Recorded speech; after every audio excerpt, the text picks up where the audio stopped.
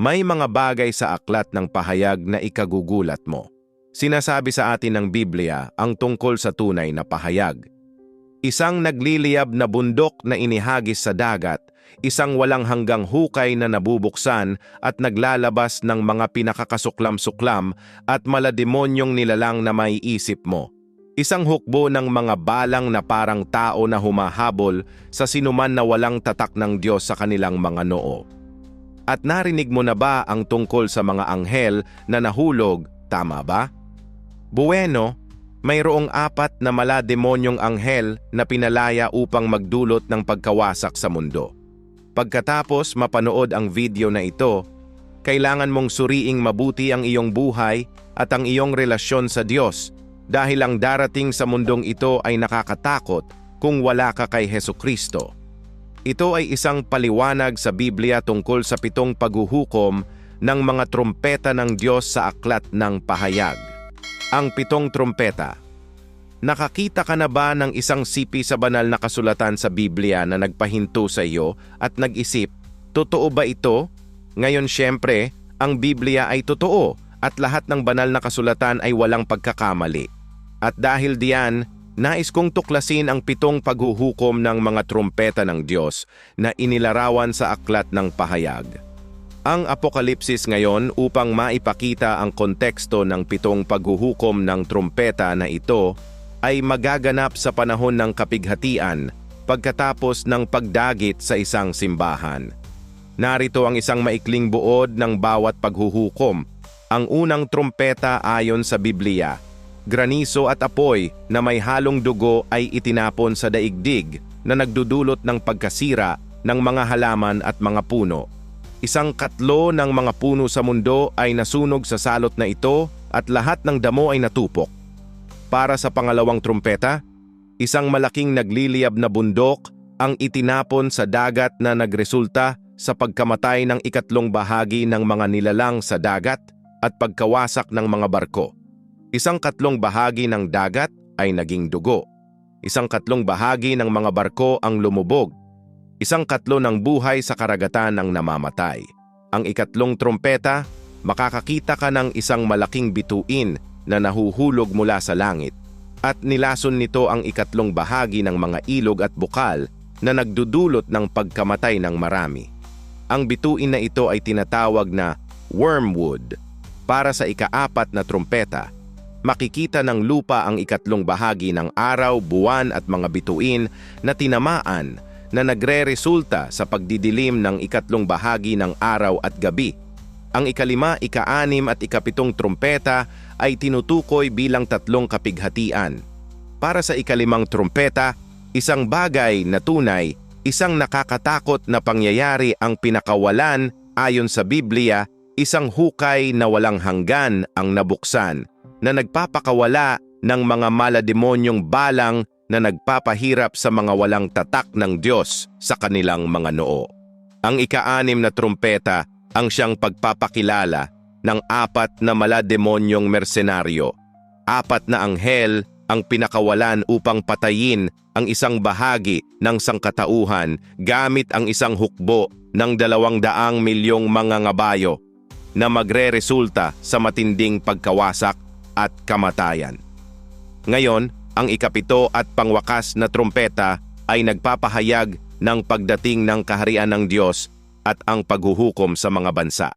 Sinasabi ng Biblia sa Apokalipsis 11, 19, nang magkagayoy nabuksan ang templo ng Diyos sa langit at sa loob ng kanyang templo ay nakita ang kaban ng kanyang tipan at nagkaroon ng mga kidlat, mga ugong, mga dagundong, mga kulog, isang lindol at isang malakas na graniso.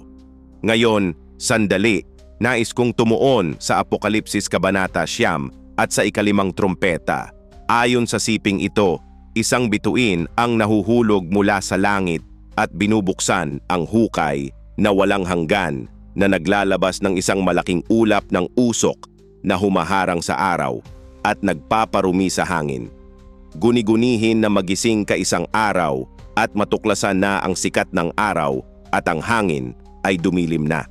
Dahil sa usok na nagmumula sa isang walang kalalimang hukay, isipin mo na lang ang kaguluhan. Halos hindi makita ang araw na naglalagay sa lahat ng bagay sa isang malungkot na tono. Nagsisimula ang takot habang napagtanto ng mga tao na hindi lamang ito isang pansamantalang fenomenong meteorolohiko kundi isang kapahapahamak na pangyayari. At sa palagay ko ay itatanong ng lahat kung ano ang nasa walang kalalimang hukay na iyon. Bueno, ang sagot ay magkakaroon ng mga malademonyong balang sa lupa. Ang paglalarawan sa mga balang na ito ay halos hindi ka panipaniwala sa linaw nito. Mayroon silang anyo ng mga kabayong nakabaluti na may mga ginintuang korona at mga mukha ng tao. Ngunit ang kanilang buhok ay parang sa mga babae at ang kanilang mga ngipin ay parang sa mga leon. Ang tunog ng kanilang mga pakpak ay parang ingay ng isang hukbong nagmamartsa at ang kanilang mga buntot ay parang mga alakdan na may mga tibo na nagdudulot ng hindi matiis na sakit. Isang nakakatakot na imahe na magdudulot ng takot sa puso ng sinumang makakakita nito. Kaya bakit ko ito sinasabi sa iyo? Bueno, sinasabi ko sa iyo ang lahat ng ito dahil mayroon kang pagpipilian na gagawin. Sinasabi sa Lucas 21:36, maging laging mapagbantay at manalangin upang makatakas kayo sa lahat ng mangyayari at upang kayo'y makatayo. Nakatayo sa harap ng anak ng tao, sinasabi sa atin ng Biblia na maging alerto sa lahat ng oras. Kapag bumalik ang Panginoon para sa kanyang iglesia na kaniya, babalik siya para sa mga nabubuhay ng tapat para sa kanya. Ang lahat ay mangyayari sa isang kisap mata. Ikaw ba ay alerto? Ikaw ba ay laging mapagbantay? Tunay ka bang sumusunod kay Kristo? Ang kahulugan ng pahayag. Ngayon ay nais kong tuklasin ang kahulugan ng pahayag 12:12 na nagsasaad, "Kaya't mga galak kayo, kayong mga langit, at kayong nangananahan diyan, datapuwat sa aba ng lupa at ng dagat, sapagkat ang dyablo ay bumaba na sa inyo. Siya'y napupuno ng galit, sapagkat nalalaman niya na maikli na lamang ang kaniyang panahon." Mula sa bersikulong ito, mapapatunayan natin na ang dyablo ay nasa lupang ito dahil sinasabi ng Biblia, sa aba ng lupa at ng dagat, sapagkat ang dyablo ay bumaba na sa inyo. Mula sa bersikulong ito, mapapatunayan din natin na ang dyablo ay talagang galit. Sinasabi ng Biblia na si Satanas ay puno ng puot dahil maikli na ang kanyang panahon. At kung maikli na ang kanyang panahon, ibig sabihin ay mas malapit na ang panahon pagdating sa pagbabalik ni Hesukristo. Sa katunayan, kung titigil ka upang tunay na pag-aralan at unawain ang ibig sabihin ng pahayag 12, sinasabi ng bersikulo 12 na mauunawaan mo ang dahilan kung bakit laganap ang kasalanan at kasamaan sa ating mundo ngayon. Ang aklat ng pahayag ay puno ng mga imahe at simbolismo at ang talatang ito ay hindi eksepsyon. Binabanggit nito ang isang malaking digmaan sa langit kung saan ang dragon, na kilala rin bilang Diablo, at ang kanyang mga anghel ay nakipaglaban kay Miguel at sa kanyang mga anghel. Si Satanas at ang kanyang mga tagasunod ay natalo at inihagis sa lupa, kung saan siya ay napuno ng puot at naghahangad na magdulot ng kaguluhan at pagkawasak. Ang ilustrasyon na nais kong gamitin upang ipaliwanag ang siping ito ay ang isang leon na nakakulong sa kulungan. Isipin ang isang leon sa isang zoo na pabalik-balik na naglalakad sa kulungan nito. Ang leon ay makapangyarihan at mapanganib, ngunit ito ay nakakulong sa isang maliit na espasyo. Pinipigilan ng mga rehas ng kulungan ng leon na saktan ang mga nasa labas ng kulungan. Ngayon isipin na ang pinto ng kulungan ay biglang nabuksan at ang leon ay pinakawalan. Ang leon ay puno ng puot at tumatakbo ng walang humpay. Inaatake ang lahat ng nasa landas nito. Ito ay katulad ng nangyayari kay Satanas. Siya ay dating nakakulong sa espiritual na kaharian, ngunit siya ay pinakawalan upang gumala sa lupa na puno ng puot. Hinahangad niyang salakayin at sirain ang lahat ng nasa landas niya. Ang Biblia sa unang Pedro 5:8, ay nagbabala sa atin na maging matalino at mapagbantay. Ang dyablo, ang iyong kaaway, ay gumagala na parang leong umuungal na naghahanap ng masisila. Ngunit si Satanas ay determinado na magdulot ng kapahamakan. Ang sagot ay nasa kanyang paghihimagsik laban sa Diyos. Si Satanas, na dating anghel ng Diyos, ay nagrebelde at pinalayas mula sa langit. Simula noon, nakipagdigma siya laban sa Diyos at sa kanyang bayan na naghahangad na ilayo ang pinakamaraming kaluluwa hanggat maaari sa katotohanan. Ito ang dahilan kung bakit laganap ang kasalanan at kasamaan sa mundong ito. Aktibong nagtatrabaho si Satanas upang akayin ang mga tao sa tukso at kasalanan, umaasang ilayo sila sa Diyos at akayin sila sa walang hanggang kapahamakan. Ngunit hindi tayo dapat matakot sapagkat natalo na ni Jesus si Satanas sa krus. Ipinapaalala sa atin ng Pahayag 12:12 na ang kasalanan at kasamaan ay laganap sa mundong ito dahil sa paghihimagsik ni Satanas laban sa Diyos. Bilang mga Kristiyano, maaari tayong mapanatag sa katotohanan na nagtagumpay na si Jesus laban kay Satanas at sa pamamagitan niya ay mayroon tayong kapangyarihang labanan ang tukso at daigin ang kasamaan. Manampalataya tayo kay Jesus at manindigan laban sa mga pakana ng dyablo. Alam na ang ating walang hanggang gantimpala ay sigurado kay Kristo. Lahat tayo ay may pagpipilian na gagawin araw-araw. Hindi na kailangang mamuhay tayo ng may takot sa hinaharap bilang mga anak ng Diyos. Sinasabi sa atin ng Biblia sa mga Gawa 2:17 na sa mga huling araw, sabi ng Diyos, ibubuhos ko ang aking espiritu sa lahat ng tao. Ang inyong mga anak na lalaki at babae ay manghuhula. Ang inyong mga binata ay makakakita ng mga pangitain. Ang inyong mga matatanda ay mananaginip ng mga panaginip. Sa Tito, talata 13 ay nagsasalita tungkol sa paghihintay sa banal na pag-asa at ang pagpapakita ng kaluwalhatian ng ating dakilang Diyos at tagapagligtas na si Hesukristo.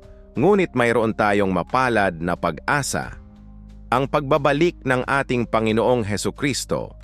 Ito ang mapalad na pag-asa na mayroon tayo bilang kanyang mga hinirang. Kaya huwag panghinaan ng loob o panghinaan ng loob sa mga pangyayari sa mundong ito. Sa halip ay ituon ang inyong mga mata kay Jesus, tumuon kay Hesukristo. Ikaw at ako bilang mga mananampalataya ay kailangang tiyakin na ang ating focus ay kay Hesukristo lamang at sa Diyos. Dapat tayong tumuon sa isa na siyang daan, ang katotohanan at ang buhay, at iyon ay si Hesukristo na tahasang nagsabi, walang sino man ang makakapunta sa Ama kundi sa pamamagitan ko. Kailangan nating tiyakin na hindi tayo matatagpuan sa mga nabanggit sa Mateo 7:22 kung saan marami ang magsasabi kay Jesus sa araw na iyon, Panginoon, Panginoon, hindi ba kami nanghula sa iyong pangalan at sa iyong pangalan ay nagpalayas ng mga demonyo at gumawa ng maraming himala? Ang matatalino sa atin ay magiging mapagmasid. Nakikita ang mga tanda ng mga panahon dahil pinag-aaralan nila ang salita ng Diyos. Ngunit ang mga mangmang ay nakatulog, hindi nakikita ang mga tanda dahil sa kakulangan ng kaalaman. Manalangin para sa karunungan. Dapat tayong maging matalino sa mga panahong ito na ating kinabubuhayan. Puspos ng Espiritu at ginagabayan ng Espiritu, inihahanda ang ating mga buhay at pinapanatiling handa, naghihintay sa katuparan ng ating pangako. Sinasabi sa atin ng Biblia sa Juan 14:2-3, sa bahay ng aking ama ay maraming silid. Kung hindi gayon, ay sinabi ko sana sa inyo. Ako'y paroroon upang ihanda ko kayo ng lugar. At kung ako'y paroroon at ihanda ko kayo ng lugar, ay babalik ako at isasama ko kayo sa akin, upang kayo rin ay makasama kung nasaan ako. Ito ay mabuting balita na wawakasan ng Diyos ang kasamaang ito at ibabalik ang ating mga tahanan sa langit. Gayunpaman, hanggang sa dumating ang araw na iyon, binigyan tayo ng Panginoon ng mga babalang palatandaan na malapit na ang panahon. Binigyan niya tayo ng malinaw na mga palatandaan na dapat nating malaman na malapit na ang katapusan. Sinasabi sa atin ng Biblia na may mga taong lilitaw na nagsasabing sila ang Kristo o ang Mesiyas, ngunit binabalaan tayo na huwag makinig.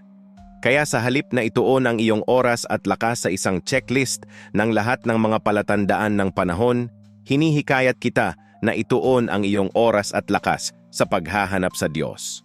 Ito lamang ang dapat nating pagtuunan ng pansin. Pagkilala kay Hesukristo, pananalangin at pagkilala sa Kanya ng higit pa. Tinatawag tayo ng Biblia na gumising. Nais ng Panginoon na magising tayo sa katotohanan na mayroong langit at impyerno. Mayroong isang araw ng paghuhukom ang langit para sa kung ano ang tungkol dito ay tila ang pinakamagandang lugar, wala ng luha, wala ng kalungkutan lamang, kagalakan lamang, kapayapaan. O ang makasama ang Panginoon, magpakailanman malayo sa mga sakit at sakuna ng mundong ito, natapos sa mga natural na sakuna at pagkawasak. Hinihikayat ko kayong ituon ang inyong oras sa pagkakaroon ng tamang relasyon kay Hesukristo upang kapag tayo ay nasa harap niya, ay marinig natin ang mga salitang mahusay. Ang ginawang mabuti at tapat na lingkod, bago ang kalawakan at lalim ng mga ito. Inaanyayahan tayo sa isang pagninilay na lumalampas sa mga limitasyon ng kaalaman ng tao at pumapasok sa larangan ng espiritual, kung saan ang mga walang hanggang katotohanan ay humuhubog sa ating pag-iral at kapalaran. Ang salaysay ng Biblia ng pahayag, kasama ang mga simbolo at premonisyon nito, ay hindi lamang isang koleksyon ng mga nakakatakot na propesiya, kundi isang panawagan sa paggising ng kamalayan, isang paanyaya sa espiritual na pagbabago. Bawat isa tayo ay nasa sangandaan ng mga pagpipilian kung saan ang bawat desisyong ginawa ay umaalingaw-ngaw sa kawalang hanggan. Ang pagkakaroon ng mga espiritual na paghihirap gaya ng detalyado sa mga banal na kasulatan ay nagpapakita hindi lamang ang patuloy na pakikibaka sa pagitan ng mabuti at masama, kundi pati na rin ang kapangyarihan ng pagpili ng tao na umayon sa banal na liwanag o gumala. Sa mga anino ng pagkawasak, ang pagkakaroon ni Satanas at ng kanyang mga pakana ay isang madamdaming paalala ng pagkaapurahan ng pagpili ng ating landas ng matalino. Pagkilala na tayo ay nalulubog sa isang espiritual na labanan na ang mga bunga ay walang hanggan. Sa makatuwid, ang panawagan sa pagsisisi kay Kristo ay isang paanyaya sa pagtubos, sa pagpapanibago ng espiritu, at sa pagbabalik sa walang kondisyong pag-ibig na mayroon ng Diyos para sa bawat isa sa kanyang mga anak. Si Hesukristo, sa pamamagitan ng kanyang muling pagkabuhay, ay naghanda na ng daan para sa ating kaligtasan, tinalo ang mga puwersa ng kasamaan at inalok sa atin ang susi sa espiritual na kalayaan. Ngunit upang malagpasan ang hangganang ito, kinakailangan na iwanan natin ang bigat ng kasalanan at kasamaan. Sa pagyakap sa liwanag ng kanyang katotohanan at pag-ibig, tunay nating sinusunod ang mga yapak ni Kristo. Ang ating buhay ay sumasalamin sa pag-ibig, habag at katarungan na itinuro niya. Ang sagot sa mga tanong na ito ang gagabay sa atin sa kadiliman ng mundong ito. Nagbibigay liwanag sa ating landas gamit ang pag-asa ng isang bagong buhay kay Kristo. Ang panawagan sa pagsisisi ay higit pa sa pagtalikod sa kasalanan. Ito ay isang paanyaya na magsimula sa isang transformatibong paglalakbay ng muling pagtuklas sa ating banal na esensya, isang pagkakataon upang mamuhay ng puno ng kahulugan, layunin at kapayapaan. Kay Hesukristo, matatagpuan natin ang pangako ng pagbabago ang garantiya na sa kabila ng mga paghihirap sa mundong ito, ang ating pag-asa ay nananatiling hindi natitinag, nakaangkla sa katiyakan ng kanyang biyaya at awa. Naway ito ang maging sandali ng ating pagbabago, ang sandali kung saan sinasadya nating piliin na lumakad patungo sa banal na liwanag, kinikilala kay Kristo ang daan, ang katotohanan at ang buhay. Naway maging taos-puso ang ating pagsisisi at ang ating pananampalataya ay hindi natitinag sapagkat sa paggawa ng pagpiling ito, hindi lamang natin binabago ang ating sariling buhay kundi naiimpluwensyahan din natin ang mundo sa ating paligid gamit ang transformatibong kapangyarihan ng banal na pag-ibig. Mahal na mga kapatid, nabubuhay tayo sa gitna ng isang baluktot, imoral, hindi tapat, at hindi mapagkakatiwalaang henerasyon. Kailangan mong maligtas mula rito. Kailangan mong lumabas dito. Kailangan mong magbago. Kailangan mong maging iba ngayon. Kung hindi mo pa tinalikuran ang makasalanang mundong ito at ang makasalanang henerasyong ito, hindi ka pa rin umalis at nangako kay Jesus. Gusto kitang bigyan ng pagkakataong gawin ito. Huwag kang mahulog sa bitag ng dyablo. Iligtas ang iyong sarili mula sa masamang henerasyong ito. Alam kong may mga kailangang gawin ito. Huwag na tayong maghintay. Maaaring ito na ang iyong huling pagkakataon. Gusto mo bang makatakas sa puot ng Diyos? Ang mga hatol na bumabagsak sa isang bansang tumatanggi kay Kristo? Magkomento sa ibaba. Tinatanggap kita, Panginoong Jesus, bilang aking nag-iisa at tanging Panginoon at tagapagligtas ng aking buhay hanggang sa wakas.